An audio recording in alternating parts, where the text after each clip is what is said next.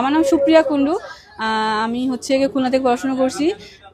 আমি MBA in marketing আমার পড়াশোনা। আর খুলনাতে ছিলাম আমি।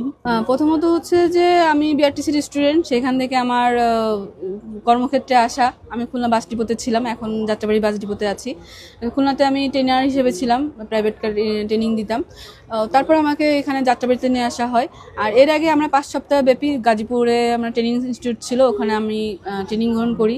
এবং ওখানকার যে ম্যানেজার স্যার ছিলেন এবং ওখানকার যারা আমরা হোস্টেলে ছিলাম, হোস্টেল ম্যাম যারা ছিল এবং কমান্ডার থেকে শুরু করে ওখানকার যাবতীয় সবাই, এবং আমার যে দুজন ওস্তাদ ছিল, হাই ওস্তাদ এবং হচ্ছে যে তোফাজুল ওস্তাদ, তারা আমাদের খুবই সুন্দরভাবে শিখেছে। কেননা এটা মনে করেন যে তারা আমাদেরকে প্রথমত যখন উঠছি আমরা গাড়িতে স্ট্যান্ডিংয়ে বসবো, তখন তারা বলছে যে শোনো, আপনাদেরকে আমরা ছোট বোন মনে করি, বড় বোন মনে করি, আপনারা আমাদেরকে সেভাবে দেখবেন, আমাদের ভাইয়ের চোখে দেখবেন, আমরা আপনার সেভাবে সার্ভিস দেবো। সত্যিই বলছি যে খুবই সুন্দর করে আমাদেরকে সার্ভিস এবং প্রত্যেকটা বিষয় খুব যত্ন সহকারে শিখেছে। আমরা খুবই হ্যাপি তাদের সার্ভিসটা পেয়ে। আচ্ছা, এটা মাননীয় প্রধানমন্ত্রীর একটা ইচ্ছা যে দেশের বাইরেও সে দেখছে যে মহিলারা বাস চালাচ্ছে, অনেক আগে থেকেই চালাচ্ছে, সে দেখছে। এবং তারা মনে হলো যে মেয়েরা বলতেই কিন্তু পিঙ্ক কালারের পরে একটু দুর্বল। তো সেই ক্ষেত্রে সেই দিক বিবেচনা করে সে বলছে যে গাড়ির কালারও থাকবে পিঙ্ক।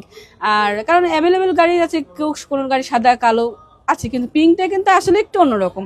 তো সেদিক সে বিবেচনা করে আমাদেরকে পিঙ্ক কালারের গাড়ি দিছে। এবং যেহেতু পিঙ্ক কালারের গাড়িটা সামনে থেকে দেখার পরেই কিন্তু চোখ আসবে স্টিয়ারিংয়ে বসে আছে, স্টিয়ারিংয়ের দিকে আর দেখবে যে এটাও পিঙ্ক কালার। এভাবে আর কি মেয়েদের দিকে দিছে। আর যারা আমাদের মহিলা চালকদের জন্য পিঙ্ক কালারের শার্ট এবং ব্ল্যাকে হচ্ছে প্যান্ট। আর যারা হচ্ছে যে কন্ডাক্টর আছে, ওদের হচ্ছে যে লাল কালারের শার্ট থাকবে, আবার হচ্ছে সবুজ কালারের প্যান্ট থাকবে। তো এইভাবে আর কি আমাদের এখন শিডিউলটা এখন সেভাবে দেওয়া হয় নাই, তবে আমাদের রুটগুলো বিভিন্ন রুট চালু হচ্ছে। আমাদের ভাড়া কত থাকবে না থাকবে, এবং স্থিতিশীল একটা যে ভাড়াটা সেটাই থাকবে, কোনো অতিরিক্ত ভাড়া থাকবে না। এটাই। আমার নাম সুপ্রিয়া কুন্ডু। আমি হচ্ছে খুলনা থেকে পড়াশোনা করছি। আমি MBA ইন মার্কেটিং আমার পড়াশোনা। আর খুলনাতে ছিলাম আমি। পরিবারে আছে, আমার মা আছে, বোন আছে, ভাই আছে।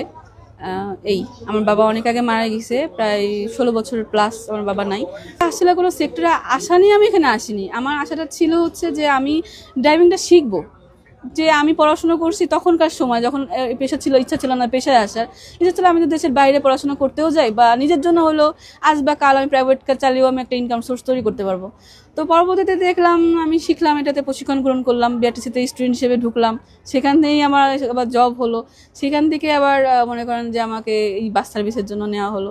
তো আমার ফ্যামিলির ফুল সাপোর্ট ছিল সবাই, এবং বন্ধু বান্ধব যে যেখান থেকে দেখে, আমার টিচাররা যারা যেখান থেকে দেখে, সবাই খুব প্রাউড ফিল করে। ওইটা মানে শোনা বা জানার পরে আমার আরও বেশি প্রাউড ফিল করি আমি, যে আসলে এই স্যাররা বা প্রত্যেকটা ব্যক্তি আমার খুব ভালোবাসে। মেয়েদের বয়স নিয়ে আসলে কিছু মনে করেন যে আমাদের এখানে সরকারি যারা চাকরিতে আছি, অধিকাংশ আছে কারোর বয়স, সরকারি চাকরির বয়স আছে, কারণ নাই।